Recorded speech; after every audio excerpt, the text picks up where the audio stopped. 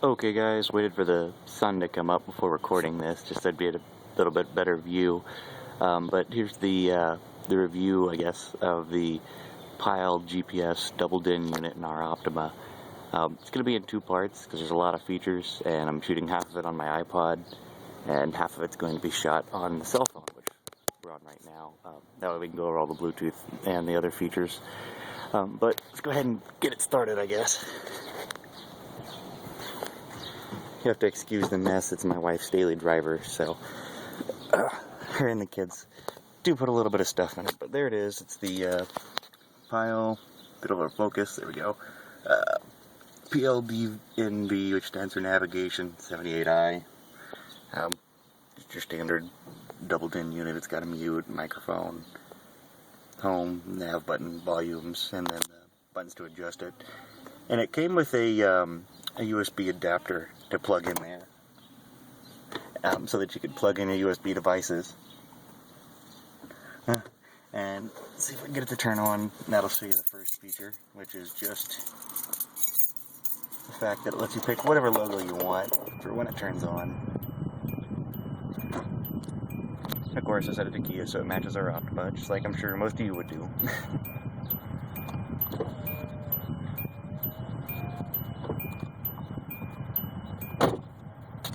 Okay, and there's the home screen. It does return to whatever you had open last. So if you have nav open, it goes to nav. Have Bluetooth music open, as you can see, it goes to Bluetooth. It remembers what devices are synced with it. As you can see, my iPod's asleep. Nothing on it right now, but if I press play, normally it'll come on here. Sometimes it takes a couple tries, but there it goes. You can control the volume on the screen or with the controls, both work. A little bit of an underrated feature that it doesn't describe anywhere. If you turn on your lights, the screen actually dims. I don't know if I'll be able to catch it in the daylight, but there it goes, yeah.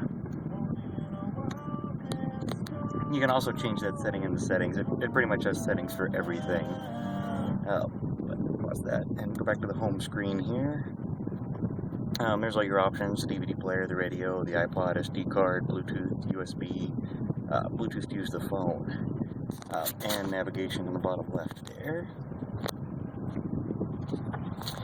Also, if you slide over to the second screen, there's the television, your aux ports for like your backup camera, or if you have a game system hooked up to it, and of course the compass. This app is actually very important on this unit because the compass is how you set the clock. It gives you all your details on where you're located and how fast you're moving, etc. And then if you look at the bottom, it tells you the time zone you're in. If you set your time zone, it actually sets the clock by the GPS. The only thing it doesn't account for, it's a little bit annoying, is daylight savings time. So you're always switching to a time zone that's 1 hour ahead or behind you whenever that happens. I'm in Central, but I've got it to Eastern for daylight right now, but it works that way. That's nice not having to deal with the clock, and it actually remembers that setting even if you unhook the battery. And then if you go into setup, I'll show you some of the setup options here. Allows you to select where the navigation program is on the SD card, or browse and even select it that way. It can run multiple different navigations. It comes with iGo, which isn't a name brand one, but it works for us. It's done great, and you can get all the maps online from not the most legitimate sources, but online. And then let's see. If you go into video, it actually allows you to change some of the settings, like the brightness, what screen mode it's displaying in, standard, soft, or bright. There it goes, okay. And it's got more options. To go through audio, I like that it actually has a crossover. It allows you to control what hertz all your speakers are playing at, as well as your bass, treble, etc.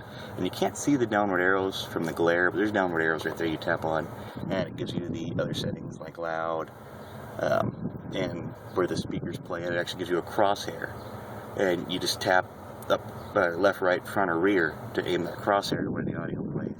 If you slide upward here, there's more settings hidden underneath, like language, timer, but it doesn't actually do anything because it sets the timer through the GPS with the compass app. So You keep going, and that's where you can set the radio mode. It'll actually work in different countries. If you sit on radio set,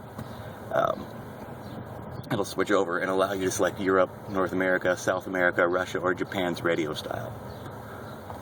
You can change your background at any time. I'm using one of the default ones. It'll even let you select a background off of your SD card. It has cars like the 350Zs in there, a couple other cars. I just picked one of the default ones that they had.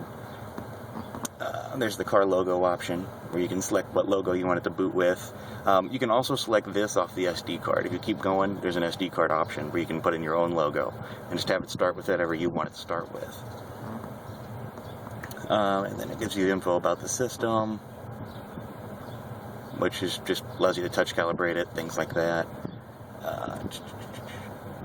If you go into options, that'll tell you if you have a camera mirror, you can connect everything to it. Brake detecting, that's actually the option right there that you can turn on or off by tapping the red dot, to have it not play video if you're not moving, or play video if you are moving.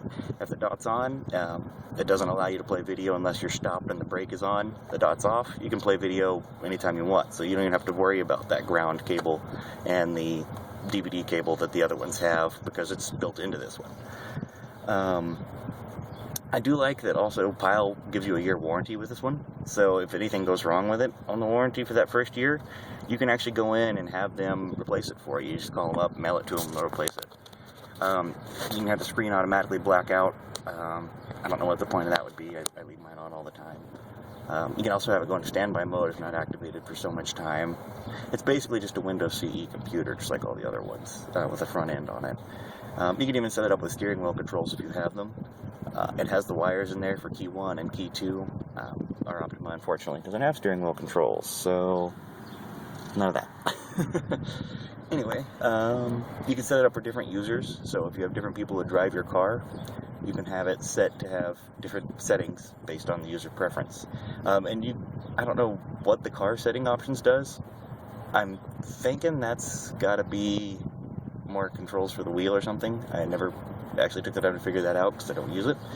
But that's it for that. Now I'm going to switch to the other camera so I can give you guys all of the options that it gives you when you're on the Bluetooth for the phone. It'll even pull your contacts, all sorts of things for you that I don't think the other ones do. After you've linked, it'll allow you to dial and make the calls from here. And if somebody calls you and you're listening to music, it actually pauses the music and starts the ring and allows you to answer the phone. It has a remote that came with it too. It gives you a list of all your calls for whatever device connected to it. And all this works with Android. I've used it with our phone many times. And like I said, it'll even pull up the phone book. And it pulls it up right there. I'll have another video of that in just a minute. And then you can actually select and dial that way. So you don't even have to touch your phone when you're using it here. It allows you to pick your code that you use to sync it with Bluetooth. Everything pretty much. But I'll start that other video in a minute and talk to you guys in a bit.